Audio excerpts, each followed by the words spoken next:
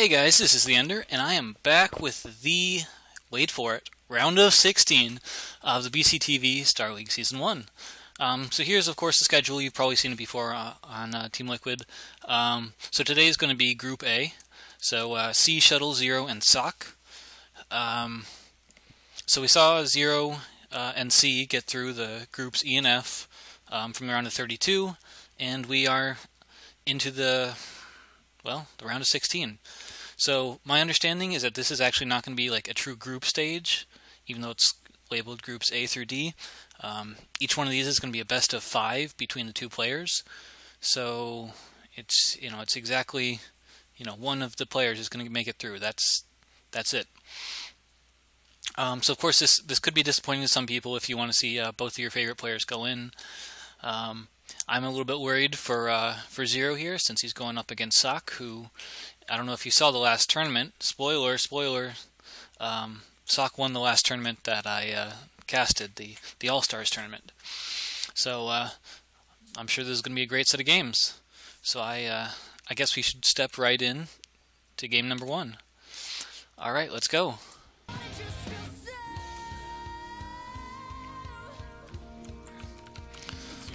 Alright, so of course Mithra is going to be Zero, and Bye Bye is C. And what is going on here? I don't know why we had an ad there. 자, 16강 비주 경기 바로 진행해 보도록 할게요. Alright, come on, let's go. Group 16. That's not right. Group A, round of 16. And let's take it. Game number 1.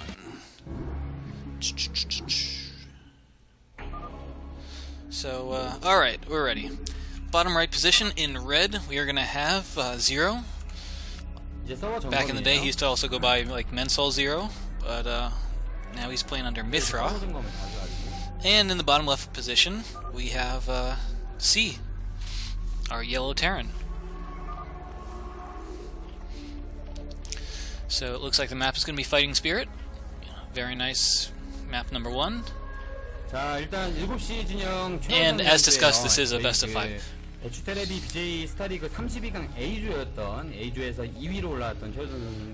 going to change the game sounds. It's kind of loud for me. Alright, there we go. And sorry if I'm spoiling the game length, but that was really loud. Alright, so we have a forward barracks from C. And this is interesting because, of course, C is known as a player who never cheeses.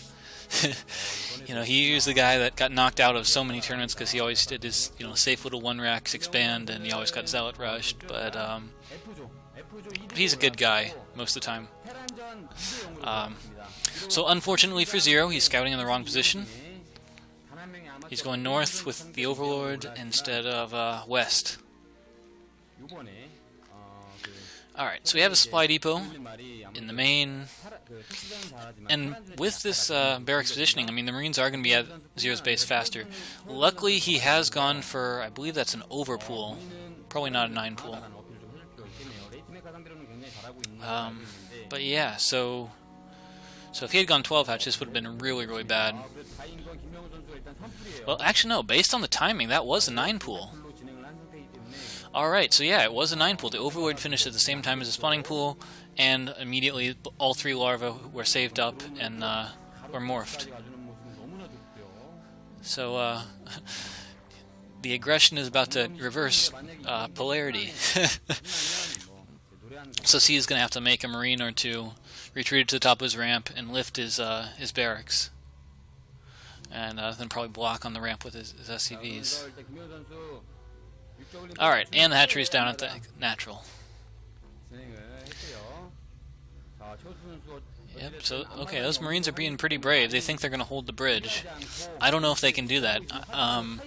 They definitely need an SCV if they want to even try that. I mean, he saw that, didn't he? He totally should have seen that. But yeah, so now he's got 3 Marines, he's got no SCV block, and his barracks is taking damage. What is going on? Yeah, he should have floated that from the beginning into his main. and then yeah, just put the SCVs on the ramp to block. I don't. All right, there we go. So of course, you know, with Brood War pathing, those Zerglings would not be able to get up the ramp. They'll bug out as the Marines attack them, and the SCVs will attack them, and they won't. The Zerglings just really won't target the SCVs. But all right, so Zero instead decided, okay, I'll just take my map control, keep you from taking your expansion, and of course he is going to keep C from. What is going on? Looks like the SCVs got retreated and the wings went in. And so the 5 wings went down, and at least 3 Marines and an SCV went down. I would say that's a pretty good trade for Zero. That being said, since he still only has 1 hatchery, so he's not going to have the larva to produce a lot of wings, which could be a problem. He probably wants to make a sunken colony, and since the natural hatch did finish, he does have the creep there. Alright, and he does have his overlords. We can see if the Marines push out.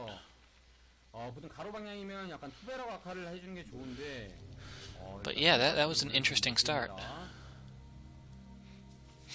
I mean, of course, in the early game, without stim or medics, you know, in flat-out combat, a single Zergling is about as good as a Marine. So you do have to be careful with your Marines. You know, 6lings, which cost, you know, only 75% of the Marines, can take them out. All right, and there we got about 5 Marines, about 6 Zerglings. Yeah, he should be fine. 7 Zerglings. I don't know if he should have done that or should have just taken 1 drone, made a sunken, and made the rest into drones. Okay, so a 3-hatch opening from Zero. Now he's got the lair. Lair's almost done. Probably going to go into Mutilus. So far, the Terran does have, or should I say C, does have his expansion. 2nd barracks on the way. Since his expansion is just finishing, compared to where he is in the game, he's got a lot of Marines, but not quite as much other stuff as you'd expect. You know, his infrastructure is really late. Stim just starting. Alright, so I don't remember seeing a den inside Zero's base, so it is likely that he's going for Muta, which is standard in this matchup. Of course, you use the Mutas to get your map control while you establish your 3rd base and potentially tech the lurkers. And it looks like we're going to have a 2nd sunken colony going down. Because, of course, you don't want to spend all your larvae getting Zerglings at this time in the game. If possible, you want to get as many drones as possible. And, you know, 2 sunkens can take out a full 10 Marines.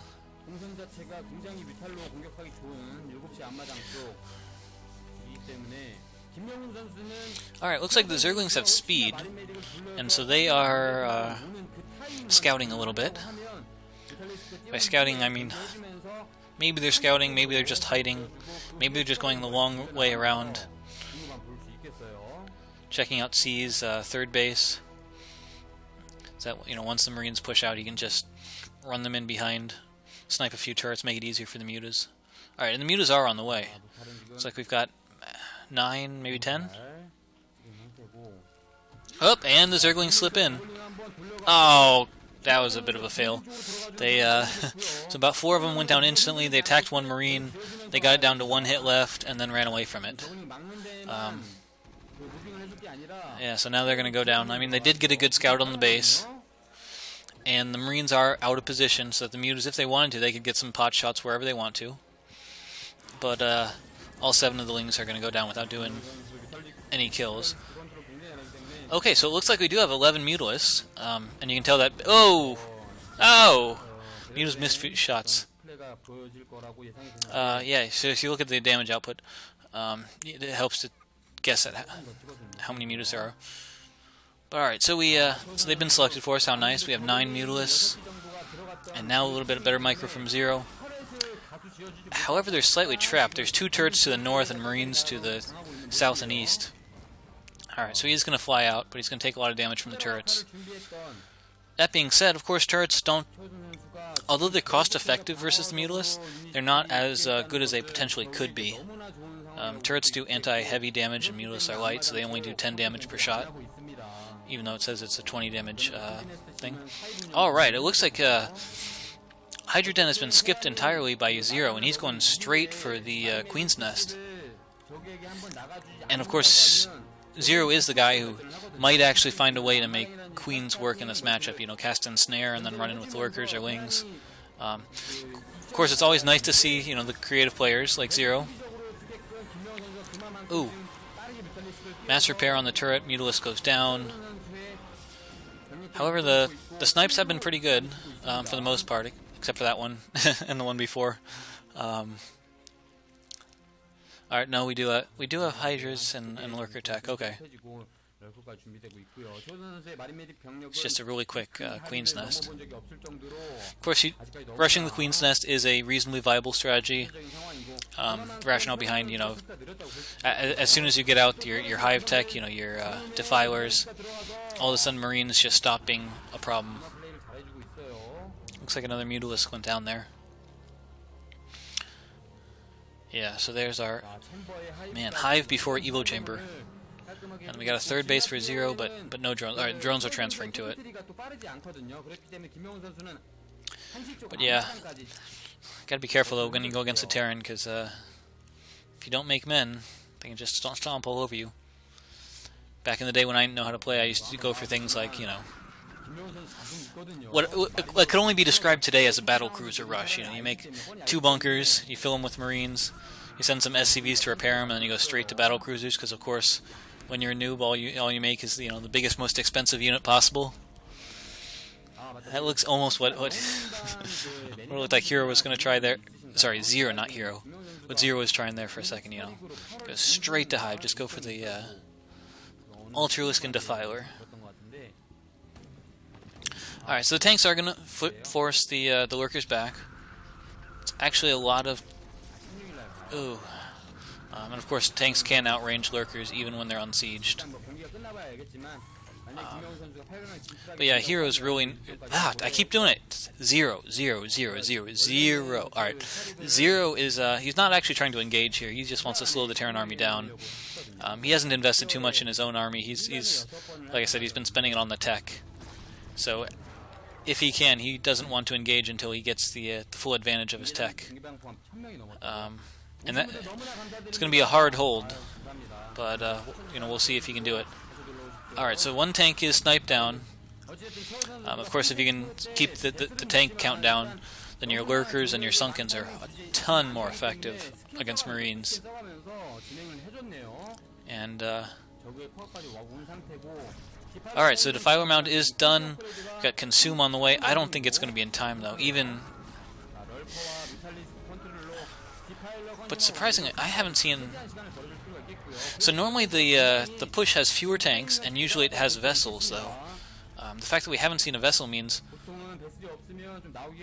Double factory, what? Is he skipping vessels entirely? That's...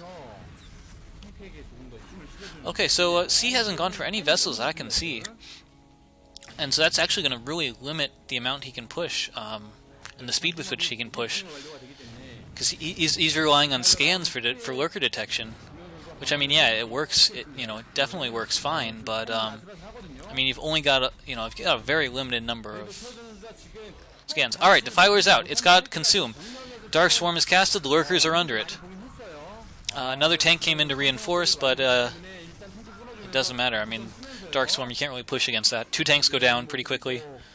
It looks like a small pack of Marines is going to the upper right position to hit Zero's 3rd and 4th bases, but I believe we already saw Nidus in his natural, so I don't think it's going to do too much good. Why is there no starport? Why is there no science vessel? This is rather odd. I mean, if you are going to play this type of strategy, I would really expect... Yeah, he hasn't even taken his 2nd gas. That's why he doesn't have the resources to get the vessel.